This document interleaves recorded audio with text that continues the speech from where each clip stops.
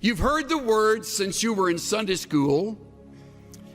You have heard these professors remind you of them, both in words of warning as well as words of encouragement, and maybe even a few testimonies. A counselor, a friend, a minister of music, whatever capacity you'll serve in, on mission field or here at home, you'll use these two words. And they are, trust God. Two single-syllable words that you have heard forever, but you will discover as time passes how difficult they are to obey. Trust God. Of course, I have no way of knowing what the future holds for you. You may lose your home and everything in a fire. You may lose your spouse to an early disease, detected but not cured. You may lose your dreams, your hopes. You may lose a relationship that you have cultivated over the years. All losses are painful.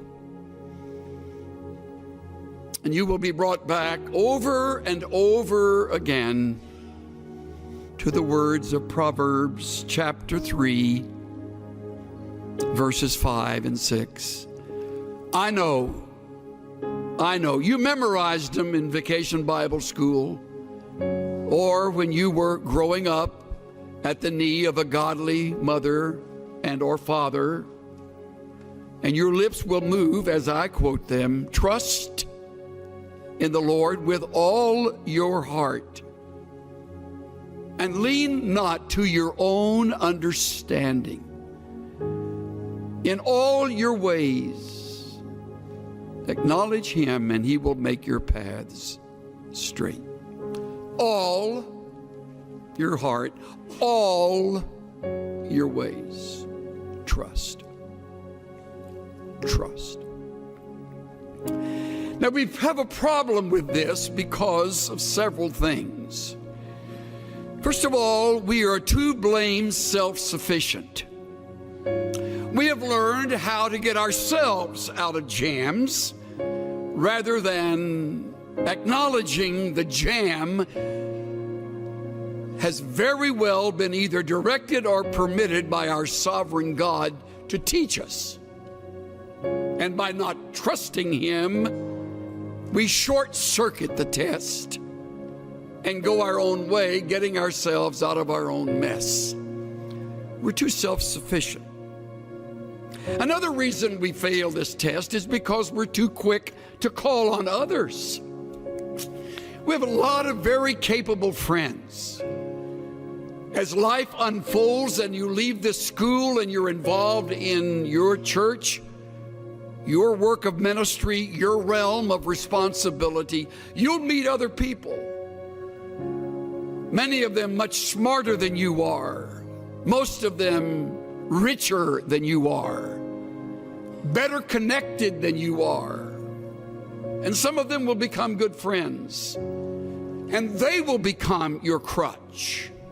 They have connections. And when you're up against it, they'll get you through it.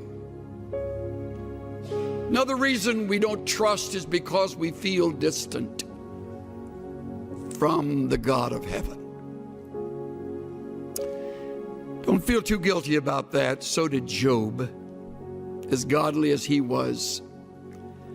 And yet Job said, in the midst of all of the loss, though he slay me, I will trust in him. Though he take me off this earth, in the process, I leave trusting him. I will trust him. The fourth reason I would name is that we have cultivated the bad habit of worry. Many of you are much better at worrying than you are at trusting. If you were to put together a worry list, it would outrun your prayer list. And you're worried right now about something. Most likely, it's related to something about your schoolwork, some course, some class, some test, or maybe your finances. You don't have enough money. I'll give you a word of encouragement. You'll never have enough money. So you're worried now, you're getting good at it so you can carry that with you when you graduate, because you won't have enough money then. So you're worried about that. And you do not trust God. See how practical it is? And if you think you're going to outgrow the problem, take it from this old guy today, you won't ever outgrow it. It's like lust. You never outgrow lust. You just learn to fake it. I remember attending a Navigator conference when Lawrence Sandy was president.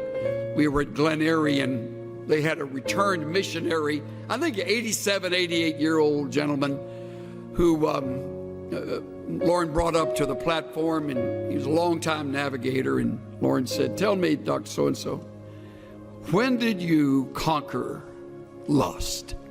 The old man said, "Well, Lauren, hasn't happened yet." You'll never conquer worry. It's part of the flesh.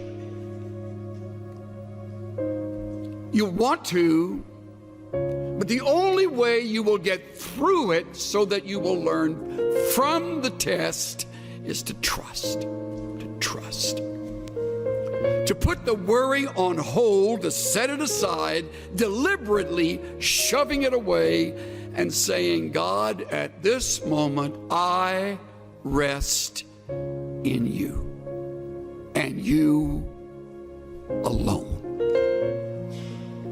If you're married, God, help my spouse and me to trust you, to lean on you, to wait on you, to listen to you, to endure the test with you. I put together a quick list of things that reveal how little we trust.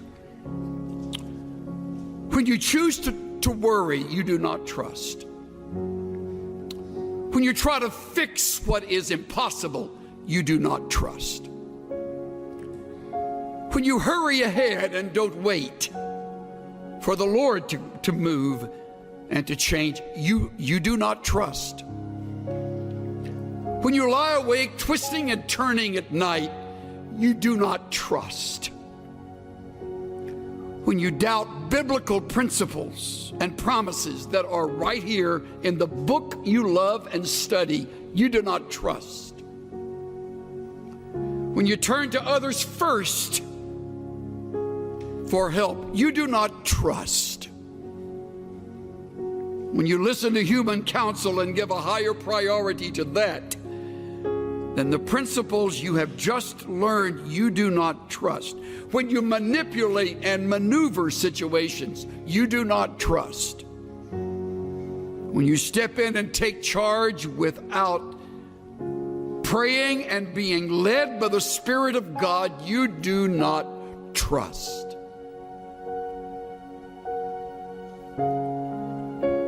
When you cling to others in order to feel secure and needed and loved, you do not trust. The list goes on and on. See how easy it is to live in the flesh, how easy it is to disobey. Trust in the Lord with all your heart. To think through ways that you can begin to trust God regardless. What is it we do that keep us from trusting God? And how can we break that habit and watch God break through in ways that we would never have expected?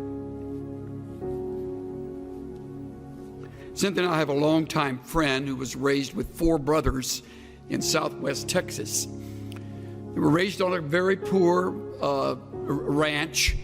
They eked out a living. One of the brothers wound up getting into Baylor, going on to UCLA Law School, and earning his degree in law, and has since become a very fine attorney in the Southern California area. We've been friends since the mid-1970s. One of his 4 brothers stayed at the ranch and developed it, cultivated it. The other brothers moved away, as did our friend. And the one who stayed, along with his wife, really turned the ranch into something much more successful. Grew crops that worked, got cattle, bred them, sold them. Little by little, kind of got on their feet and finally became pretty much financially stable. Then the fires of 2011 across Texas swept through their area, and they came to that ranch. By now they knew they would lose all the cattle. They simply opened the gate, and amazingly, those animals know where to go, usually know where to go to find shelter and safety. And they fled, hundreds of them. And they barely left, unable to get anything, much of anything in their pickup, and they drove away. Came back a number of days later when allowed to enter this territory, and everything was melted. Everything. Even the metal roof on the shed, on the barn, had melted down and sort of peeled its way over, and what it landed on, it kind of was that metal profile. As everything is lost, all possessions, all pictures, thankfully no lives. Strangely, the cattle got back and were clustered around in a herd around an enormous oak tree, and they were able to get them back. Of course, the fence had burned, so that has to be rebuilt. And they said to one another, we realized at that moment our faith would either kick into action or we would move far away from the God we had loved and served. They chose the former. They determined they would rebuild. They're in the process right now. Living with a brother, putting house and home back together, having lost it all. And the Lord taught me through my shameful response, He'll win this battle. Trust Him. Trust me. Trust God. Just to rest upon His promises. Just to know, thus saith the Lord.